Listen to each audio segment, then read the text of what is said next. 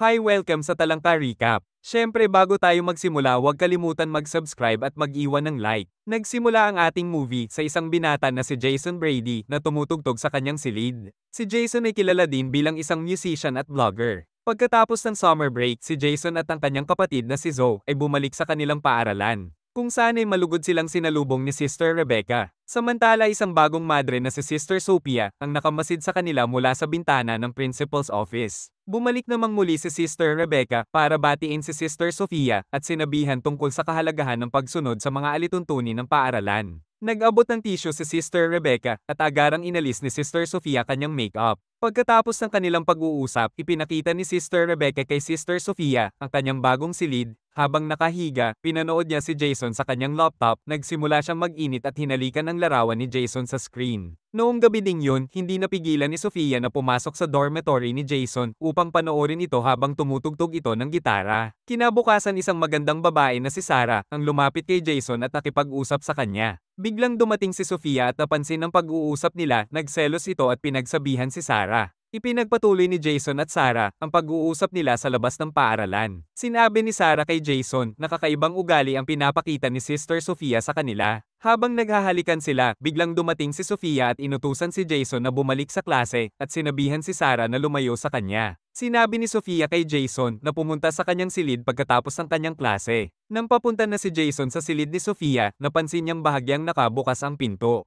Pagsilip niya, nakita niyang wala itong suot na damit, sadyang binuksan ni Sophia ang pinto para akitin si Jason. Noong gabi ding iyon habang nakahiga si Jason, hindi maalis sa isip niya si Sophia, maging ang pagpantasyahan ito. Habang si Sophia naman ay palihim na pumasok sa dormitory ng mga babae habang ang lahat ay tulog, naglagay ito ng stick ng sigarilyo sa aklat ni Sarah upang mapaalis ito sa paaralan. Hindi inaasahan na huli ni Sister Rebecca si Sophia, pero sinabi nitong tinignan lang niya ang dormitory. Kahit na naghihinala, hinayaan niya si Sophia na umalis. Kinabukasan habang nasa klase, inutusan niya ang mga estudyante na buksan ang kanilang mga aklat. Nang buksan na ni Sarah ang kanyang libro, nakitaan siya ng pakete ng sigarilyo. Nagtanong si Sister Sophia kung bakit mayroon itong sigarilyo at sinabi nitong hindi niya alam. Pinapunta si Sarah sa opisina ng punong guro, iginiit nitong hindi sa kanya ang sigarilyo. Nasuspinde si Sarah at panandali ang pinatanggal siya sa paaralan. Kasunod nito agarang nag-imbestiga ang mga guro sa paaralan at nakakita sila ng bote ng alak sa silid ni Jason.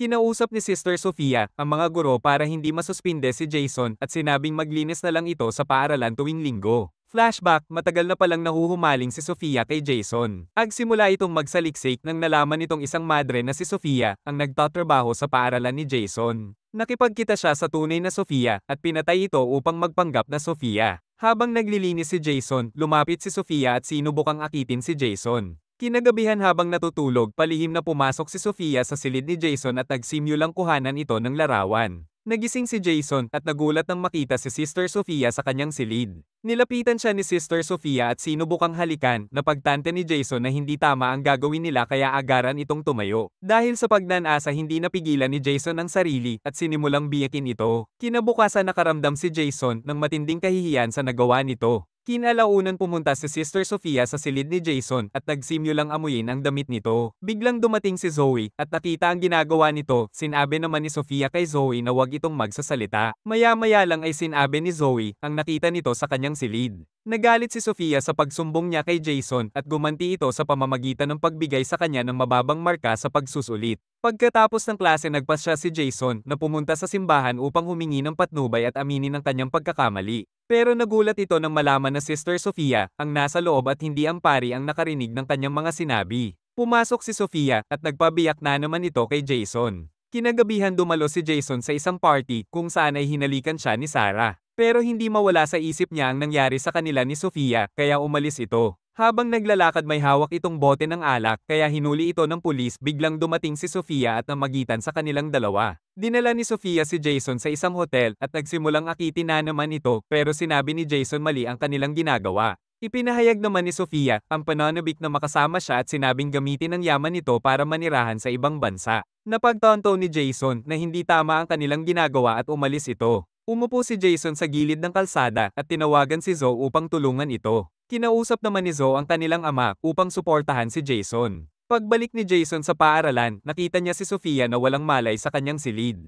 Inakala niya na nagpakamatay ito pero niloko lang pala siya nito para makuha ang kanyang atensyon. Hindi na notice ni Jason ang mga ginagawa ni Sofia kaya sinabi nitong sasabihin ang lahat sa pari at principal. Nagbanta naman si Sofia na ay lalahad ang kanilang relasyon sa harap ng lahat. Makalipas ang ilang sandali habang nagtuturo si Sofia, biglang dumating si Sister Rebecca upang papasukin si Sarah dahil tapos na ang parusa nito. Lalong naging malapit si Jason at Sarah at madalas na makitang magkasama. Dahil dito nakaramdam ng labis na selos at galit si Sofia at nagplano ito na patalsikin ulit si Sarah. Kinagabihan habang naliligo si Sarah, palihim na pumasok si Sofia at sinimulang paghahampasin ito. Nag-iwan ito ng sabon kung saan ay nakahiga si Sarah upang isipin nila na aksidente ang nangyari. Ilang sandali pa dumating si Zoe at nabigla nang makita si Sarah na duguan at walang malay. Agaran itong tumawag ng pulis at mga samahan sa eskwelahan para humingi ng tulong. Inakala ng lahat na aksidente lang ang nangyari kay Sarah at nagtipon sila upang ipanalangin ito. Pagkatapos nilang magdasal, kinausap ni Jason si Sofia at sinabing siya ang may kasalanan sa biglaang pagkamatay ni Sarah. Pagkatapos ng maikling pag-uusap, sinabi ni Jason na nakita siya ng kanyang kapatid sa gilid ng silid ni Sarah. Pero hindi natakot si Sofia at binyantaan si Jason na ipapakita niya ang kanilang video habang nagsisibakan. Sa pagtatapos ng klase, sinundo si Jason at Zoe ng kanilang magulang. Sinubukang makipagkita ni Sofia kay Jason habang kasama ang pamilya nito. Gumawa ng paraan si Sofia para makaalis, humingi ng permiso kay Sister Rebecca upang puntahan ang kanyang tiyahin sa hospital. Habang kumakain si Jason at Zoe kasama ang pamilya, biglang sumulpot si Sofia na ikinagulat niya. Binati si Sofia ng magulang ni Jason at inanyayahan siyang kumain. Habang si Sister Rebecca naman ay tumawag sa isang hospital kung saan ginagamot ang tiyahin ni Sister Sofia, pero sinabi ng hospital na wala silang record sa pasyenteng ito.